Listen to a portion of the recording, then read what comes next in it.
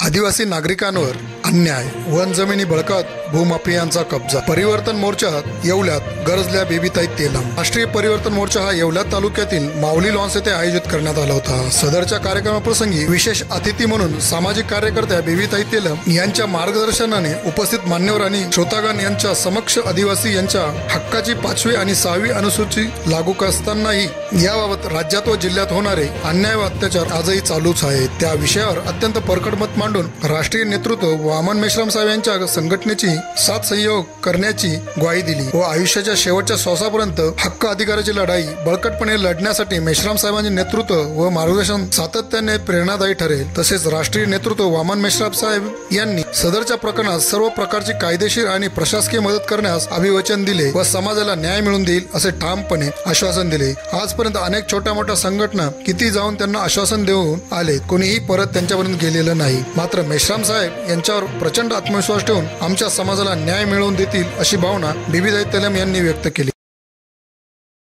आमच्या जमिनी सर्व धनदांडग्यांनी कब्जा करून घेतल्या. आमच्या समाजाच्या लोकांवरती इतके अन्याय चाललेले. मेश्राम साहेब तुम्हाला सांगते, आज पदर पसरून मी तुमच्याकडे एक मागणी मागायला आले का माझ्या आदिवासी समाजाला तुम्ही न्याय द्याल. याच्यासाठी मी इथपर्यंत आलेली आहे आणि माझा संघर्ष मी आज मोर्चे काढले, आंदोलन केले, उपोषण केलं, पण आजपर्यंत मला कुठल्याही शासनाने प्रशासनाने मला न्याय दिलेला नाही आणि कुठल्याही नेत्यांनी मला आज न्याय दिलेला नाहीये. फक्त आदिवासी समाजाचा फक्त वापरच करून घेतात हे लोक. कुठलाही पक्ष असो, मला कोणत्याही पक्षावरती टीका करायची नाही किंवा कोणत्याही संघटनेवरती टीका करायची नाही, पण तो कोणताही समाज असो, जिडा अन्याय होत असेल तिला मला तर वाटतं तो कुठल्याही पक्षाचा नेता असो किंवा संघटनेचा नेता असो, त्यांनी अन्याय होतो तिला उभे राहून त्या अन्यायाला न्याय दिला पाहिजे. आज माझ्या समाजातले कितीतरी घरं उद्ध्वस्त झाले, घरं तोडले गेले, जीसीबी लावून हे भूमाफी सर्व घरं तोडून राहिले आणि जमिनी तर आमच्या सर्वच घेतलेले. इतका मोठा अन्याय चालू असताना आजपर्यंत इगतपुरी तालुक्यात आम्हाला कुणीही न्याय देत नाहीये.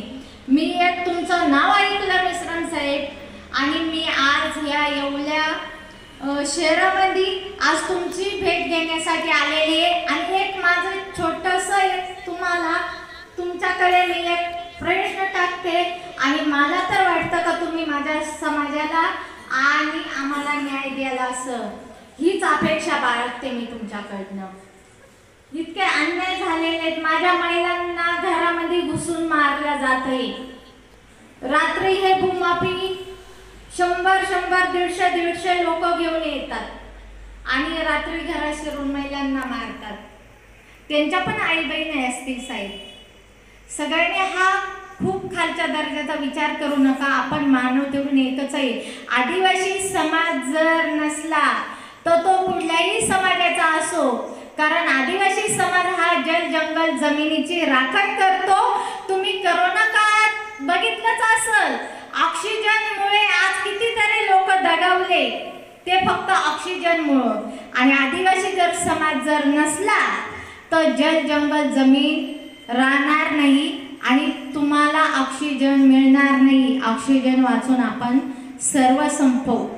याच्यासाठी आदिवासी समाज डोंगर दऱ्यात राहतो, ते जंगलाचं रक्षण करतात आणि आज आमच्यावरती इतकी म्हणजे कठोर संघटन आलेलं आहे, म्हणजे इतकं खूप भयानक वारंवार राहिलेलं आहे. नाशिक जिल्ह्यात बऱ्याच ठिकाणी मी बऱ्याच तालुक्यातनं गेले, महाराष्ट्रात पण फिरते, जिडं जिडं मला बोलवतात तिडं मी जाते. मी एक काही शिकलेली काही इतकी महिला नाही आहे, पण जो आम्हाला आमच्यावरती अन्याय झाला आणि त्या अन्यायाला आम्ही तोंड देत देत मी आज इथपर्यंत पोहोचलेले आणि संघर्ष सोडत नाही. आज शेवटच्या श्वासापर्यंत मेश्राम साहेब मी तुम्हाला सांगते का मी तुमच्यासोबत राहील आणि माझ्या समाजाला न्याय द्या आणि मला जर न्याय भेटत असेल माझ्या समाजाला आणि आमच्या ज्या जमिनी आज डॉक्टर बाबासाहेब आंबेडकरांनी आम्हाला 5वी 6वी अनुसूची 244 कायद्यामध्ये दिलेली आहे आणि त्या जर आमच्या हक अधिकार जर हे चोर जर आमच्याकडनं हिसकावून घेत असतील तर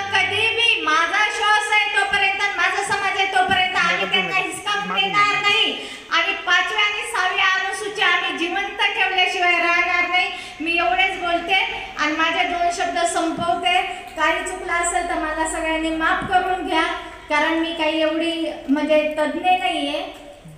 थांबते. जय आदिवासी, जय शिवराय, जय भीम, जय संविधान.